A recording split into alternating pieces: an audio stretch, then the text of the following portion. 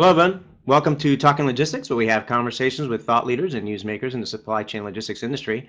And it's my great pleasure to welcome to today's program Angel Mendez, who is the Senior Vice President, Cisco Transformation at Cisco Systems. And today we're going to talk about a variety of industry trends and get his perspective on what's happening in the industry and what's happening, his perspective on a lot of the different things that are really top of mind for a lot of folks today in supply chain logistics.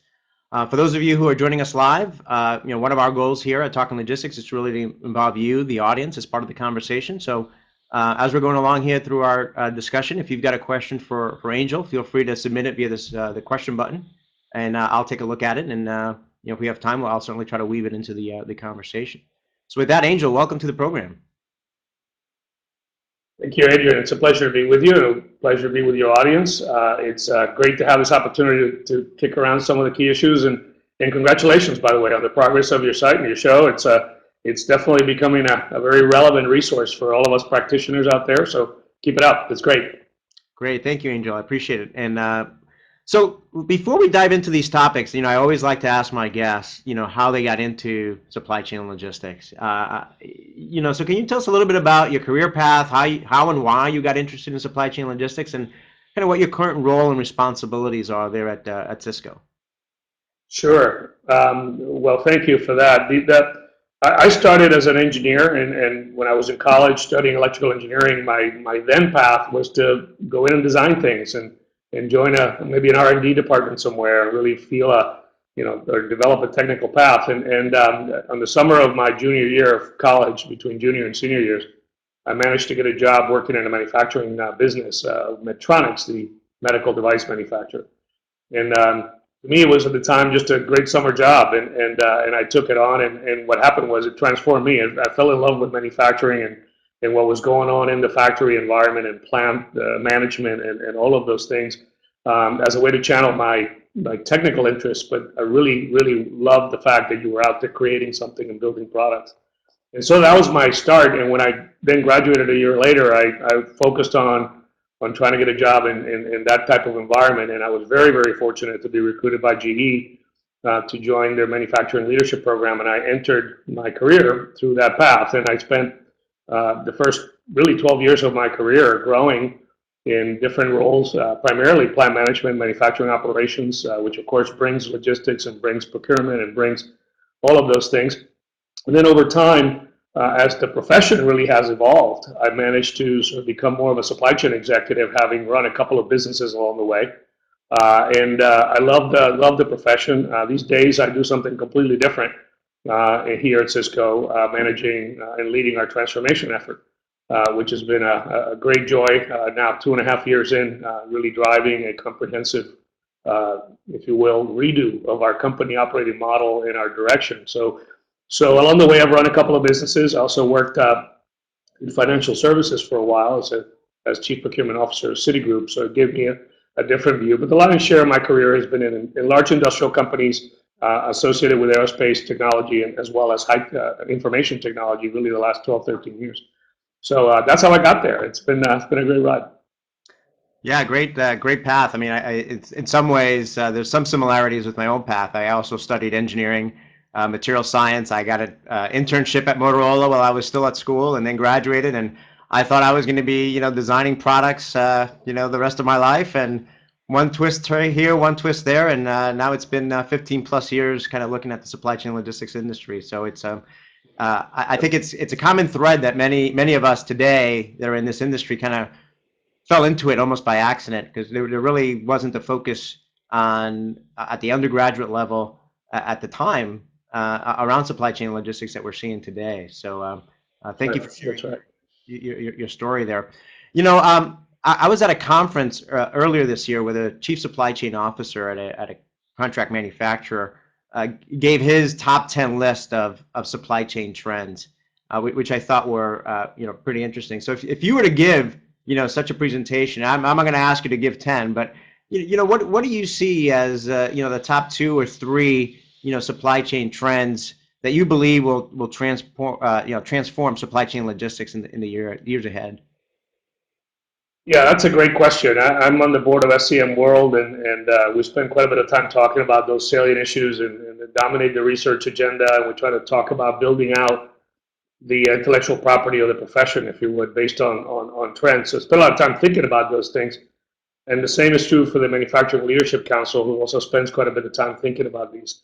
And you can go on and on about trends. I would say trends are contextual, right? You have to think about what's happening now, and I tend to divide them into two buckets.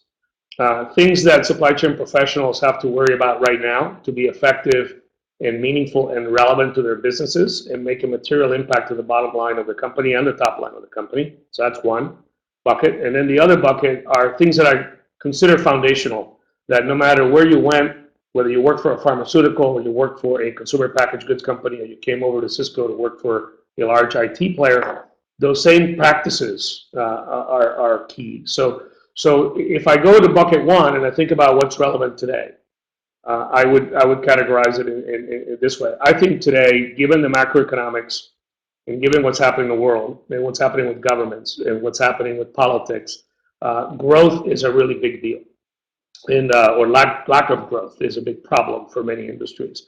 And so supply chain professionals are being called upon to find ways to generate growth and support new avenues for growth, generally by supporting innovation in a much more aggressive way. So that's one thing. So supply chain professionals that work here and work in many places that I interface with, I encourage them to think about how are you developing or supporting the innovation track of your organization, and then bring in your partners, whether it be logistics providers or whether it be manufacturing partners or component providers, whatever it is, direct or indirect.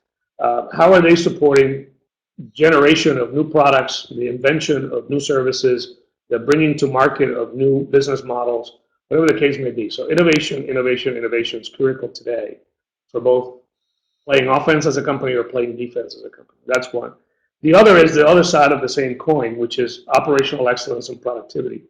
Now, this is an area where we're pretty good at, right? Most supply chain pros spend quite a bit of time taking cost out, driving Lean, Six Sigma, pick your favorite poison. The idea is to really drive performance. And however, when you have no growth or little growth, or the growth is measured in low single digits, particularly large organizations need to stem and drive more productivity from their businesses at a time where we're maturing in the system implementation areas. People have done quite a bit of investing in IT tools, at a time where people have invested heavily on improvement practices, and the incremental benefit from those initiatives are slowing for many people. So the second thing is, what are you doing about that, right? So to me, at the moment, those two big areas are what's distinguishing great supply chain organizations from average supply chain organizations. How effective are they at innovating and at bringing new ways to generate business productivity? So those are the ones I put on that bucket called we're living with the now, and we've got to deal with the consequences of what most people are facing. On the foundational side, I'm really excited about what's going on in the whole new set of software tools that are allowing companies to drive visibility in the supply chain. And I'm excited on two counts. One is the tools are much faster to implement. They're easier to implement, especially with cloud applications.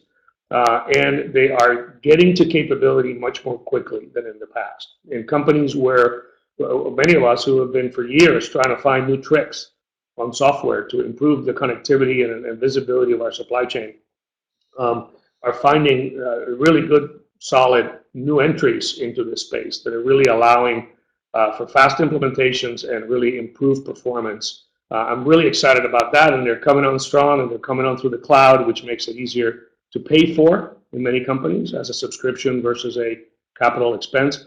And that's a trend that I don't think will stop. There's a lot of money going in there, and you see some of the larger players, the SAPs, the Oracles of the world, starting to really invest more in these kinds of companies. So that's number one.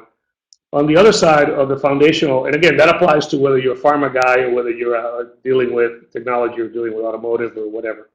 And then on the other side, the connectivity that is being facilitated by all of the trends in technology are allowing for people like ourselves here to establish really improved collaboration platforms so that the supply chain can come together, the people in the supply chain and the things in the supply chain, whether it's a truck or a sensor in a factory or teams that are working on a new product, to really come together across the ecosystem in a much more effective and good way. Those two things to me are really not necessarily new, but the velocity of their effectiveness is really, really improved in the last 2 to 3 years, primarily because of the cost of technology and the velocity of cloud implementation. So I'm excited about those two things, and I see a lot of our customers here, for instance, with which we work on supply chain effectiveness, taking advantage of those tools, and we've done it here ourselves. So those are things I see. Now, everybody's trying to manage risk and volatility, and so we're very active here and have done quite a bit of work in building out a supply chain risk management system that is, and I don't mean that in an IT sense, but I talk about all the blocks of process and technology that allow us to manage risk effectively. You know, things like what happened in Japan not too terribly long ago really were dramatic sort of stimulus to all of us and how we improve on the visibility, particularly multi-tier in the supply chain. So all supply chain professionals are getting better and better at risk management, and I think that's a trend that will continue, and it's fundamental to everyone. So that's how I see it. It's innovation and productivity in a very, very big way now, and it's visibility and collaboration through new technologies and software on what I think is, really great developments in what's out there for us to implement. So Great, great. I mean, you hit upon a lot of topics that I've been writing and talking about as well. Certainly one of the things some of the common threads that I hear with some of the other executives I talk to is that the growth question. When you talked about growth, for so long, like you mentioned, a lot of the focus in the supply chain logistics was about the operational excellence side of things, right? Improving productivity, reducing costs, so on and so forth. And really where I think the innovative folks are thinking about supply chain is how do you leverage supply chain effectively to drive top line growth, to drive growth in the corporation, not just the bottom line, but the top line as well. So you kind of validated that. Visibility is one of those buzz terms that's been around for many years. I actually just did an episode a few weeks back in terms of the challenges that still remain with visibility, but how, because of the new technologies, because of things like what I talked about in supply chain operating networks, that's becoming easier today and more viable today for companies to use than it was in the past. Related to, you also talked about collaboration, and one of the things that I hear a lot from executives is that it's one of the change is a constant in supply chain and logistics. That it's always been the case, but where a lot of companies, a lot of executives are struggling with is the fact that change is happening faster, and the need to have visibility, to be able to make smarter and faster decisions is key. And one of the areas that I've been talking about it or kind of evangelizing about over the past couple of years has been that social networking tools are kind of a key enabler for that, in terms of helping companies to work differently in order to help improve communication, collaboration, not only across silos within the organization or functional groups within the organization, but also with customers and suppliers and so forth. What are your thoughts on social networking? I mean, did you see that as an opportunity? Is Cisco using any kind of those tools internally to help facilitate that kind of collaboration you talked about? yeah, no question that we are, and I think I see also a lot of interesting applications of social networking concepts in supply chain operations or supply chain management. I'm excited about two ends of it. The first one is demand management, trying to anticipate end customer needs through social networking means. There are lots of examples of that. One of my favorite ones was at places like Barnes & Noble. A good friend of mine, Dan Gilbert, who used to work for me here at Cisco, who was running operations there up until recently, did some really exciting stuff using social networking within customers to try to identify early patterns of demand on new offerings and be able to position supply in response to early sensing of trends. And so that is one set of applications, and a lot of companies are beginning to be much more effective at demand anticipation and supply chain reaction as a result of what they can gather much more effectively from social networking technology, if you like, versus getting a forecast in sort of the traditional way that they would then position services or materials against. So that's one side of the chain that I think is ripe for improvement through social networking means. And then internally, as well as within the supply chain ecosystem, and you talked about the velocity of change and the volatility that we're all dealing with. I'm excited about the ability to really react much more effectively to problems. I mean, at the end of the day, supply chain professionals are all about reaction time to issues of change, volatility, and events. And we're very good at that. So the question is, how much better can you be than your competitor, and how much more value can you bring as a result of those capabilities? So for instance, when there is something that occurs in a supply chain, how quickly can you get to the right people who are ultimately accountable for reacting to that event and making it better, or dealing with the event in whichever way needs to be addressed, understood, and then mitigated. Whether it's a risk event, I joke about the truck flipping on the road, RFID tags, everybody knows the truck flipped, you've got all the technology that says that an event happened. That's only part of the interesting section of the story. You want to talk about who did what with that information. Did they send another truck? Did they go figure out what impact upstream in the supply chain that event has? How do they mitigate that to prevent revenue loss, to prevent quality issues, customer satisfaction issues? Often it's about the last 2 or 3 feet, the last person who is accountable for what happened to the inventory in that truck, for example. And when you can stand up a social network-based community of people that are surrounding that problem, the individuals accountable, plus the partners involved, plus whoever it is that has to do something internally to assess impact, and you can do that very quickly, not unlike the way that you would build a set of communities on Facebook, for instance, and get people of a specific kind of network, your alumni club from your college or what have you, and do it very, very quickly for the purpose of being instantly connected as a community and instantly reactive. That's what you're looking for on the supply chain impact side. So a lot of us have invested in internal tools like that. By the way, there's other applications, right? New product introductions, new designs, where communities have to come together and been stood up for a period of time to develop a product, for instance, internal and external. So all of these things are about connecting people, right?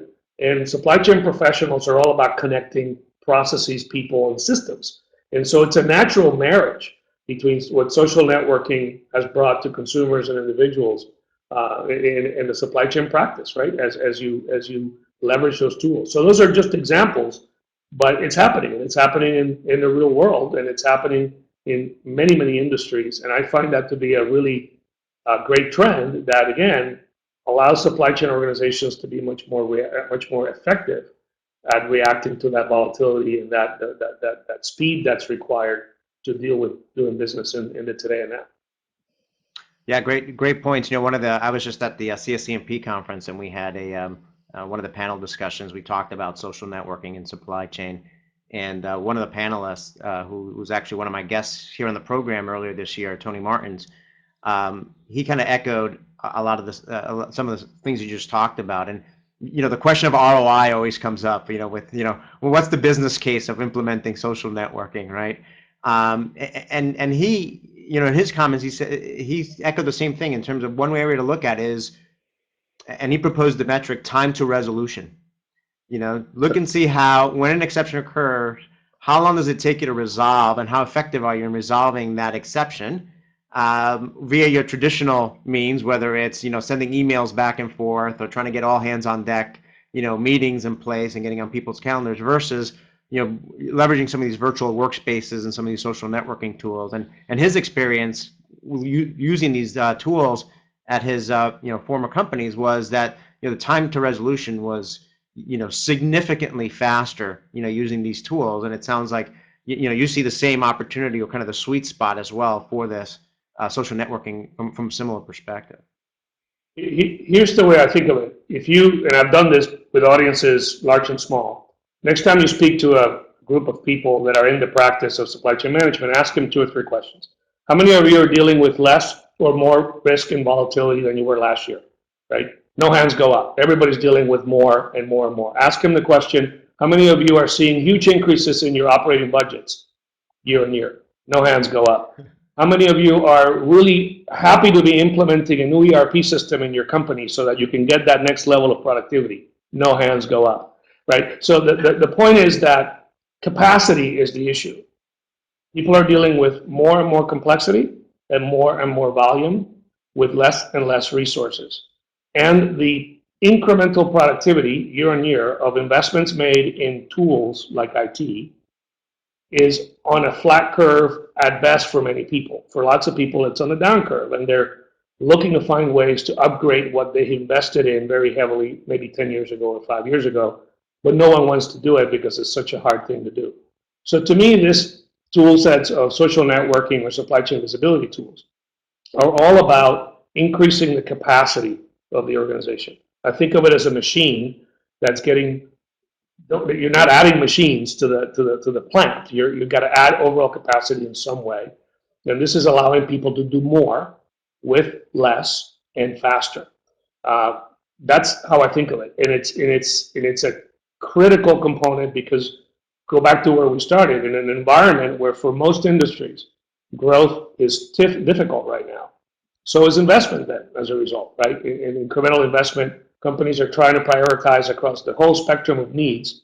So investing more and more in your supply chain assets is often a lower priority, assuming things are working well, than investing in new products or investing in R&D or investing in acquisitions or investing in what have you. So supply chain leaders need to find a way to get that extra advantage. And these tools are material in that quest. It really is. They really are. Great, great. Well, thank you for providing that perspective. Let's shift gears a little bit now to another kind of hot topic in the industry, which is the talent. And a lot of conversations these days about there being a talent shortage in supply chain logistics. And I know from previous conversations that Cisco is very focused in this area in terms of hiring and developing and retaining supply chain talent. Can you share a little bit about some of the programs and successes and some of the things you're doing, there at Cisco related to talent? Sure. I think it all starts with having a proactive strategy, Adrian, that interfaces very effectively with universities and colleges, and in some cases even before that. Pardon me. If you are not consistent and deep in your relationships with those schools that really today produce some of the best prepared supply chain professionals at the undergraduate and graduate level, you're going to lose mind share and you're not going to have presence, and that's a problem. I mean, you have to be an attractive employer and really show up with the kinds of things that age group wants in a very meaningful way, programs that allow them to onboard and grow. This age group, particularly new talent off of schools, wants to have the opportunity to learn, and they are used to applied learning. They're used to coming in and really working in cross-functional teams on projects, and they want to be heavily involved in learning the organization. They don't just want to come into a job and be an individual contributor in a traditional role. So you have to be pretty creative, and you have to be deep with those universities and colleges, and you have to be consistent. And then have a rotation program of some sort, which quite frankly is a table stakes thing right now, particularly if you're a large organization. But it applies to small and medium organizations as well. And then once they're in, you have to really manage their development. This is a group particularly that is very, very interested in getting coaching and working projects that are visible, being seen by senior leadership. And as a senior manager here, and as a senior executive here, we spend a lot of time with that community because you want to be, visible to them and accessible to them. And candidly, you and I have talked about reverse mentoring before, which I think is a really important concept. We try that very hard here, where we encourage our executives to not only mentor, 1, 2, 3, 5, folks who are young in the organization and are bringing that sort of fresh talent. But at the same time, we encourage them to let them mentor us. So having a relationship with someone that you can call your reverse mentor is really important. I have 2 of them, and they keep me on my toes when it comes to the what they think about and how they think about problems, and what tools I need to be up and running with, and how I should think of my own social network presence and brand, and how I show up to those that can follow you on Twitter, or what types of things you write and where and so on, so that you're expanding your own knowledge of how these tools work and how they might be then leveraged. So those are things that are, in my mind, critical. Again, the right relationships, rotation and leadership development programs, applied learning. I mean, for instance, sponsor programs. One that comes to mind is the University of Michigan at the graduate school Tabor, where we spend a lot of time in sponsoring teams of students that are working on problems that we bring to them, and we have a contest where when teams win, the judgment of the various projects, they get a little bit of money, and that type of thing builds a tremendous amount of early loyalty with sophomores, juniors, and of course, by the time you get to seniors, you're really accessing the best talent. And you have to do that globally. I mean, we're a global company. We're in over 150 countries around the world, so we have to access talent in China and India, in Europe, in Latin America. So we have to do this across the board, whether it's in Monterrey, Mexico, or whether it's in Shanghai or wherever it is. And so it's tough, right? Because you can't cover the full landscape of universities and colleges. You have to have a core that you really believe produce the best prepared talent. And that's what we try to do here. Great, great. I mean, I think you kind of showed kind of how holistic. You need to really have a holistic strategy that really begins kind of at the very beginning, even before they get into the company themselves, and forming strong partnerships with universities that you've identified as being good sources of talent for you. And I love the reverse mentoring piece, because I think there's a lot of conversation around, well, this new generation of talent or workers works differently than us, and they've got different expectations, or that there's a lot of confusion, if you will, sometimes in terms of how to best integrate them or bring them onto the company. But I think it's a recognition that not only you from an executive level have things to obviously from a mentoring standpoint to teach and impart your knowledge and expertise onto them, but obviously providing the opportunity for this young talent who are coming in with fresh eyes, different experiences, and particularly on the technology side and the way they're used to working and collaborating at the school level, or with how they've done it to date, being able to come into an organization and provide fresh feedback to the company as well as their mentors for opportunities for improvement. So I love that. I love that piece. One easy one that a lot of people don't think about is which has nothing to do with the level of sophistication, say, of the recruiting system at their institution where they work. Think about this. Almost all of us went to college somewhere, someplace. Many of us, right? We had an opportunity to be educated in higher education somewhere, but very few of us get involved often with our alma maters. And one easy way to stay plugged in is to simply volunteer. You don't have to spend a lot of time, but they always welcome alumni to come back and be involved in alumni councils. Maybe it's the engineering school that you went to, whatever it is. It's a great way for all of us professionals to stay in tune with the needs and wants of that talent pool. And also, if you do bring your company with you and you are there as not just yourself, having been an alum of the institution, but also as a representative of your company. Maybe you speak at a class, maybe you collaborate on a research project, maybe you are in fact recruiting on campus. Those things are easy to do for supply chain managers and directors and vice presidents that are out there watching us today, and many don't. And yet it's a volunteer kind of thing, but it's a wonderful way to do a couple of things at the same time. Give back to where you perhaps came from, and at the same time learn something about that talent pool that will ultimately make you a better executive in dealing with them when you employ them. Great, great. And kind of related, I mean, you and I were on a panel last year at the ISM Hispanic and Latino Management Summit. And one of the interesting statistics that I came across as I was kind of preparing for that panel was that Hispanics account for almost 16% of the U.S. population, today, but only about 1% of executive positions in large corporations.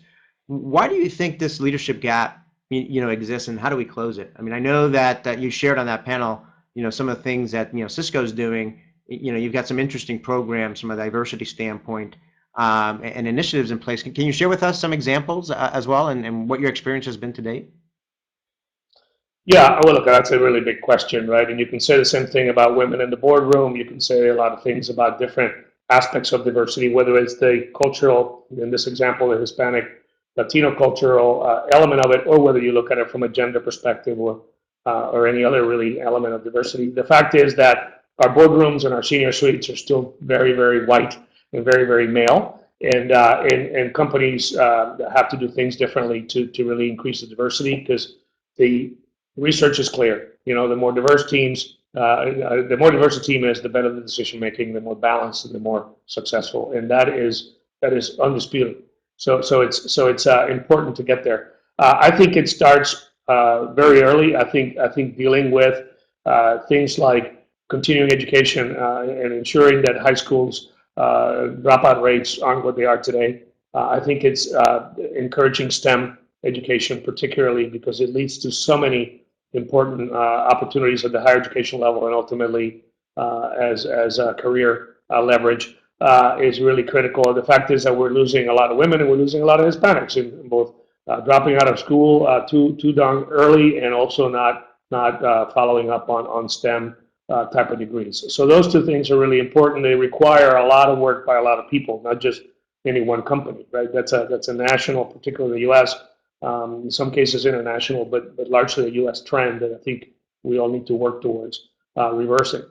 Once you are in fact recruiting those Hispanics and having them on board, I think it's important to not be naive about where these talented people are, what schools they go to, what communities they grow up in.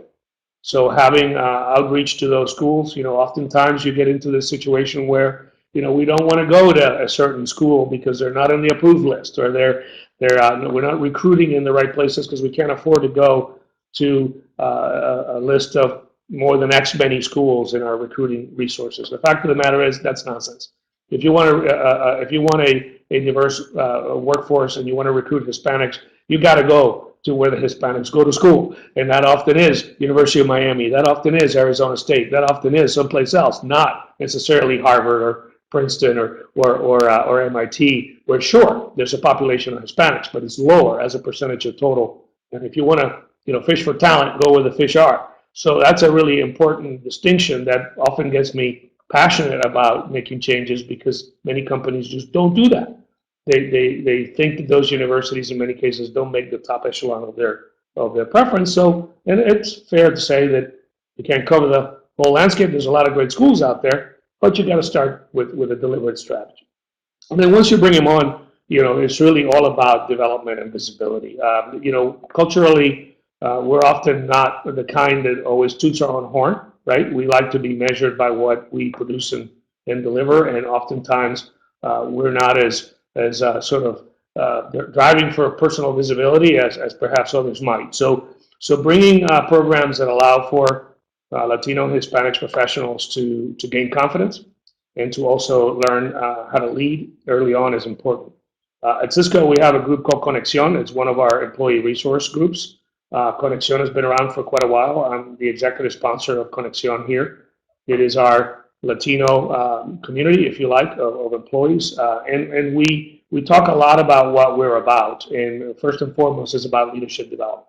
It's about allowing for Hispanic employees of all levels to come together and to find ways to learn how to lead and develop their skills.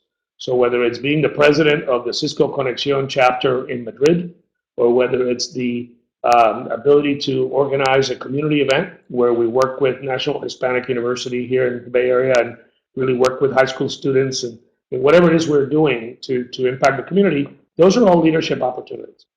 And how we structure quite frankly, our programs and our agenda is around the notion of being business relevant, driving leadership development, and driving community development. And that business relevance is also very key. A lot of employee resource groups and many companies that I work with aren't necessarily working that angle first and foremost. They spend more time on the community development perhaps, or in the affinity of the group coming together for events and getting to know each other and such, more of a social network than a business network. And I coach us here to find ways to really add value at the business level. So for example, if we are going to market Cisco's connectivity products to the small and medium-sized business, guess what segment in the United States is growing the fastest? The Hispanic business. Who knows best how to market to that mom and pop shop in LA that is now maybe have 4 grocery stores and they all need Wi-Fi, right? Then the Hispanic employees that we have in our payroll from LA, right? So let's go ask them what they think about bringing the right marketing collateral, the right messaging, and the right translation, and all of those things. So we have been involved in those kinds of projects here, and that's what drives, in my mind, also leadership development and your impact in the business. So I think those things are all critical. Start early, develop them, find visibility, opportunities, and if we're successful, ultimately, those leaders will do well. And if they do well, they'll end up in senior executive roles. And if they do really well, they might end up in a boardroom somewhere, if not just here. So, but we have work to do, and candidly, and I'll say this and I'll stop, it requires that the chief executive officer of the company that you work for really, really cares about this stuff. You can't talk your way into diversity. Yeah, It great. requires that you do something. Yeah, no, great examples there. Thank you for sharing. I think just like the previous question, you kind of well illustrated the fact that it really is, you know, a broad topic, and it's really something that you have to think about, you know, from a full spectrum standpoint. You know, really beginning all the way at the start in terms of helping at the at the high school level, you know, preventing, you know, the large number of dropouts from a lot of the women, Hispanics, African American community, because if you know that those you got to start there in order to feed them through, you know, to the university level, and you know, ultimately, you know, make them aware of our industry, you know, fill them with confidence that they can succeed, you know, in the business world, so on and so forth. So I think that's a great point. You know, I've got a couple of more questions. I just want to invite, you know, those of you that are joining us that if you do want to ask a question, kind of now's your time. If you are joining us as a visitor, you will have to kind of register first to be able to ask a question. So as a way to kind of, you know, wrap up, Angel, I've got a couple of questions. You know, first, as you kind of look out into the future, you know, what excites you the most about kind of the future of supply chain logistics, and kind of the flip side of that, you know, what concerns you the most? Yeah, well, so in terms of what I'm excited about, I think this profession, this practice, has really, particularly in the last 4 or 5 years, become much more boardroom relevant than it's ever been. Much more than it's ever been. It is a strategic role, whereas maybe a decade ago or 15 years ago, it would have been more of a tactical role. Sort of the umpire in the baseball game, right? You know you're out there, but unless you screw up, we don't want to notice you, right? That's kind of the way it used to be.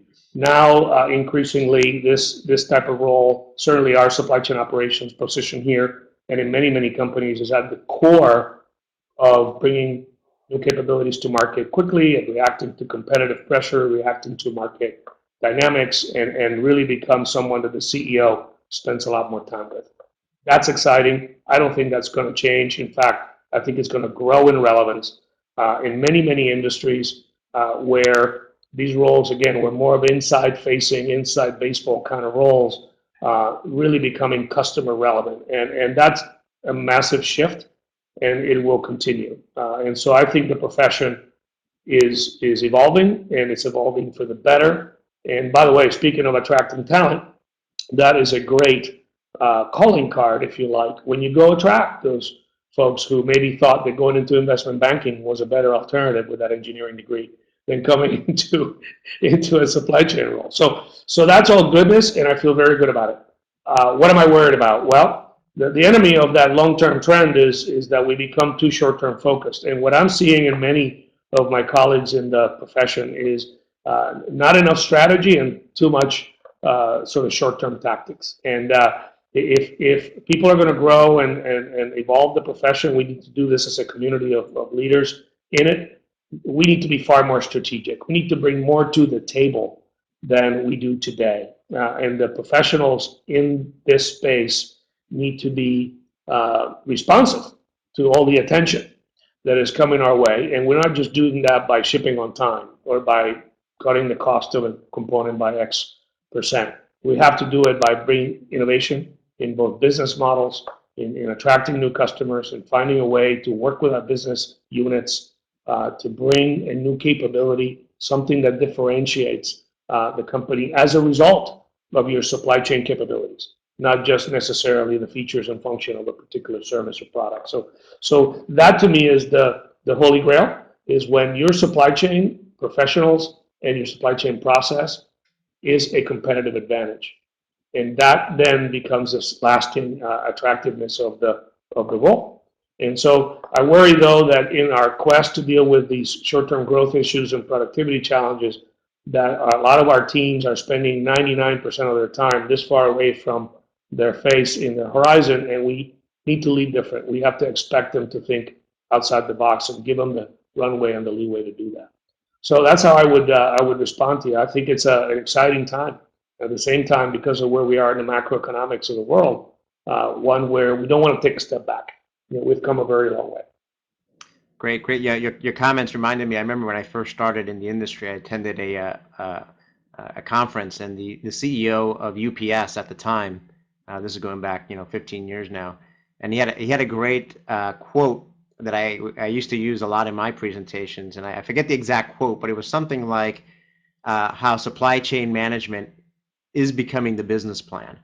And I always love that, because it kind of showed that strong link between, like you said, strategy and kind of the role and importance of supply chain management really being linked to the company's strategic objectives and their the longer term success, and how supply chain really those two things, your business plan and your supply chain strategy, ought to be interweaved.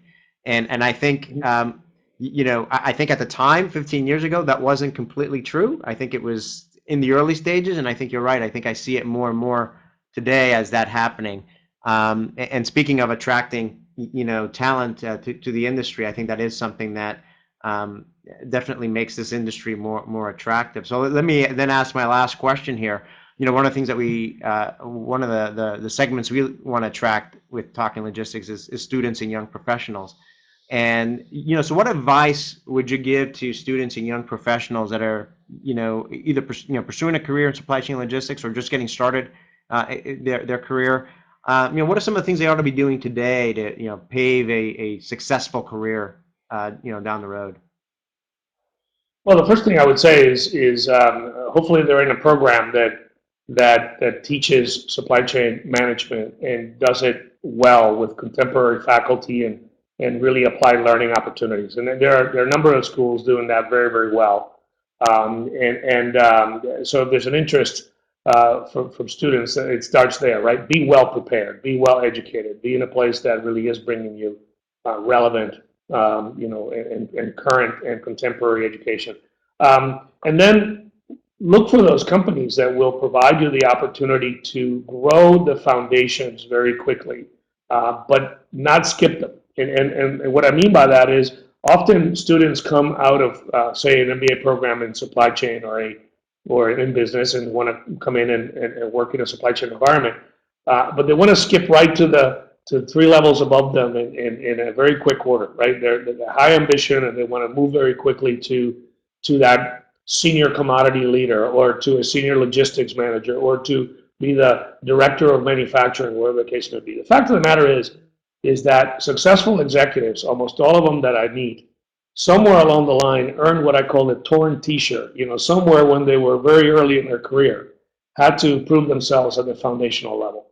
And I would counsel prospective employees in supply chain to think about the companies that are going to allow them, and in a way force them, to really do well in the foundations and learn. It's hard to be a credible and effective supply chain executive if you've never run a factory, or you've never run transformation, or transportation, or you never have been in a sourcing role, for instance. It takes time. You have to be somewhat patient, but those things will pay off in spades later.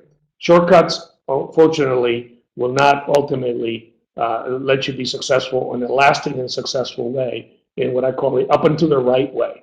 And I think companies need to offer those types of things, and whether it's through rotation programs or other means of talent pool management. But I'll tell you, a lot of people want to skip them, and I counsel students to really work on those foundations. They never go away once you master them, and they're absolutely essential for the instincts to be right as you then lead larger and larger organizations and much more complexity in whichever industry they grow in. Great advice. I mean, I had the opportunity when I started my career at Motorola. Obviously, I started there through a co-op, and then did a rotational program there. And I think that having had that experience of working in manufacturing, working in new product development, while I was there, I was given the opportunity to be a second shift supervisor for our plant as we were ramping up. Um, and got to see. I thought I knew manufacturing from an engineer's perspective. I really didn't know manufacturing until I actually served, basically the night, second shift for about 3 or 4 months. I really knew. I really got a deeper perspective of manufacturing. And again, I think that's helped me in my career in terms of, not, as I transition more to consulting and analyst, to have at least that firsthand experience. We do have a question. I want to put it up on the screen from Christina. So let me go ahead and put this up on the screen before we sign off. And let me see if I can read it here. It says, as an SEM grad from MSU and a former Cisco veteran, both were great training grounds to become a supply chain management practitioner. Thanks for the chat. Great discussion. As an SEM consultant over the last several years, I work with mid-sized companies that struggle to recognize the value SEM innovation can bring to grow the top line. How do you think these companies need to evolve to recognize the importance of the supply chain officer? Yeah, it's very interesting. I was just having this very conversation yesterday with someone who is trying to decide whether to invest in supply chain services for this type of company, this mid-market company that comes up in the question. The fact of the matter is that there is a whole category of company that maybe has a great product or two or three, and they're growing very quickly, and they're generating revenues, and they're beginning to experience the challenges of scale, efficiency, complexity, and may not have the infrastructure and the means to hire a world-class supply chain team, that you might find at larger companies. And so it's a tough challenge. First, it takes an enlightened leader, right? You want the CEO to get why it's important to have differentiating supply chain capabilities in the company. And then it takes some pretty smart operations executives to really think about what options they may have to bring those capabilities online, whether it be to buy them or partner them in, or whether it is to hire them and develop them internally. It is a challenge for a lot of these companies and for a lot of folks, because they may be led by an innovator who came up with a product or came up with an idea, and maybe less so by the sophistication of having years of experience in supply chain management. I do think that there's an opportunity for companies to provide those services and to really come in. And this is one of those things that's exciting about some of the new toolkits. So you can come in and potentially help those companies scale and really build out those capabilities, but more on an as-a-service basis. And so it's critical. It takes an enlightened leader. It takes an operations environment that recognizes why those are core competencies, and then you can deal with the methodologies to get there. But definitely an issue, and it's not going away, as those are the companies that are driving a lot of the growth in the economy, is those very sized companies that are growing very quickly and trying to do interesting and different things and don't have the means to really position deep teams. Great, Christina. Thank you for the great question. Angel, thank you for providing that great perspective. I see the similar type of thing, and I think you touched upon it, Angel, in your answer there. With a lot of startup companies where they come at it from a product, they might be engineers that have come up with a great product, they've come up with a great design, and they're in the beginning stages of launching their company. But then when it comes down to actually putting the supply chain around it, they don't have the skills or the resources or the knowledge base to actually help them get that product to market beyond just help them scale. And that's a challenge that a lot of entrepreneurs have, because they come at it from, again, engineering or design aspect, and they lack the supply chain expertise. So I do agree that there's opportunity there for others to provide that, provide those resources, provide the technology, so on and so forth, as a service to do that. With that, we're out of time. So, Angel, I really appreciate you taking time out of your busy schedule to be with us today and sharing your perspective and thoughts on these supply chain trends and topics. Very good, Adrian. Thank you very much for the invitation. It was a great pleasure to be with you and your audience today.